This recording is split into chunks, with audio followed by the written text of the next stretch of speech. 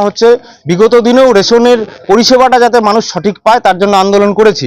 এবং আপনার মনে থাকবে যে 7ই জুন রবিবার আমাদের বাসতলা মোড়ের যে কেসিএস 200 মহেন্দ্রগঞ্জ কোঅপারেটিভের অধীনে রেশনের দোকানটা বন্ধ হয়ে পড়ে আছে দীর্ঘদিন ধরে। আমরা সেই ব্যাপারে ওই দিন ওখানে অবস্থান, বিক্ষোভ, পথসভা এবং পোস্টারিং করেছি।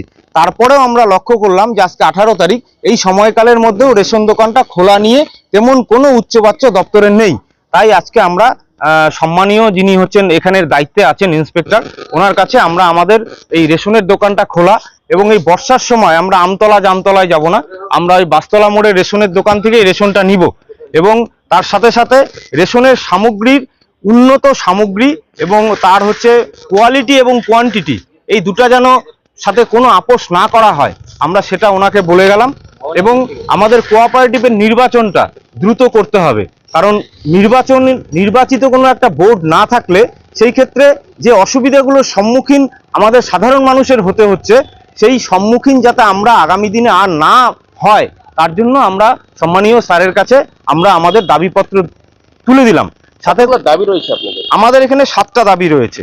সাথে আপনাকে বলি যে রেশনের দোকানের যারা কর্মী খুব সামান্য তারা পারিশ্রমিক পায়, সেই পারিশ্রমিক দিয়ে তাদের সংসার চলে না। আমরা চাইছি যে ওনাদের পারিশ্রমিকটা বৃদ্ধি করা হোক।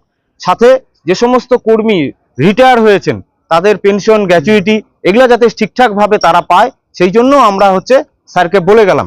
এবং সাথে সারপ্রাইজ ভিজিট যেটা দরকার রেশন দোকানগুলোতে, সেটাও আমরা স্যারের কাছে আবেদন করলাম। রেশন দোকানের কি চাল কি উন্নত মানের হয়েছে এখনো ওরকমই আছে? না, চালের মান তো স্যার আমাদেরকে বললেন যে চালটা গোডাউনে রাখা থাকে, সেই চালটা যখন ধীরে ধীরে যখন দেওয়া শুরু হয় শেষের দিকে চালটা এসে একটু খারাপ হয়, অনেকদিন ধরে গোডাউনে থাকে। তা আমরা স্যারকে সেই বিষয়টা নিয়েও বললাম যে এই চালের কোয়ালিটিটা যাতে খারাপ না হয় তার জন্য আপনারা দেখবেন। বলছে এটা একটা সময়ে যখন সমস্ত চাল গোডাউনে মজুত করা থাকে, ধীরে ধীরে বের হয়, তখন চালগুলো সমস্যা হয়। আমরা সেই ব্যাপারটাও স্যারকে বললাম যে এই সমস্যাটা যেন না আসে, মানুষ তো খাবার জন্য চাইছে। করোনার সময় রেশনটা দুয়ারে নিয়ে গেছিল, এখন কি প্রয়োজন রয়েছে? না, এখন দুয়ারে শুনুন, দুয়ারে রেশন যেটা আছে আমরা চাইছি দুয়ারে রেশন থেকেও আমার রেশনের দোকানে যেন রেশনটা দেওয়া হয়। দুয়ারে চলছে চলুক, কিন্তু আমাদের বাসতলা মোড়ের যে রেশনের দোকানটা, দুয়ারে রেশন দেওয়ার পরেও রেশনের দোকান 2 দিন 4 দিন করে মাসে খোলা হয়, সেটা আমাদের এখানে খোলাই হচ্ছে না, একদম বন্ধ হয়ে পড়ে আছে। দুয়ারে দিচ্ছে, কিছু মানুষ দুয়ারের সামনে থেকে নিচ্ছে, সেটা সরকারি সিদ্ধান্ত, তারা নিবে, কিন্তু আমাদের রেশনের দোকানটা খোলা হোক। আমাদের তো বছর ধরে রেশনের দোকানটা বন্ধ হয়ে আছে। কেন বন্ধ হয়ে আছে এইটা তো অজ্ঞাত কারণ, আমরাও জানি না। এখানে এসে শুনতে পারলাম যে কোনো একটা সমস্যা হয়েছিল, আর্থিক কোনো বিষয়।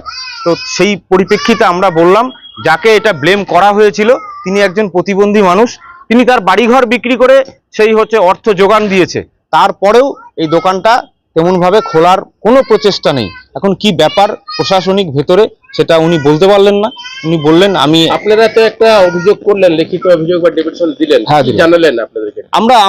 আমাদেরকে উনি জানালো, উনি ডিস্ট্রিক্ট কন্ট্রোলার এবং সিআই সাহেব যারা আছেন তাদেরকে উনি এটা ফরওয়ার্ড করবেন, এবং আমরা ওনাকে বললাম আপনি ফরওয়ার্ড করুন, আমরা কয়েকদিন দেখব, যদি এর কোনো বিহিত না হয় তাহলে আমরা বৃহত্তর আন্দোলনে নামবো।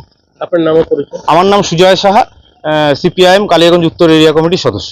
কারা কারা উপস্থিত হয়েছেন আপনারা? আমরা এখানে আমাদের নেতৃত্ব কমরেড মনোরঞ্জন পাটোয়ারি, কমরেড সুমনা গুহ, ধীরাজ ভৌমিক, গোপাল দাস, রূপক কুন্ডু, উত্তম গুহ, অনেকেই, এছাড়া প্রমুখ। আমরা প্রতিনিধিমূলকভাবে আজকে ডেপুটেশনটা দিলাম এখানে।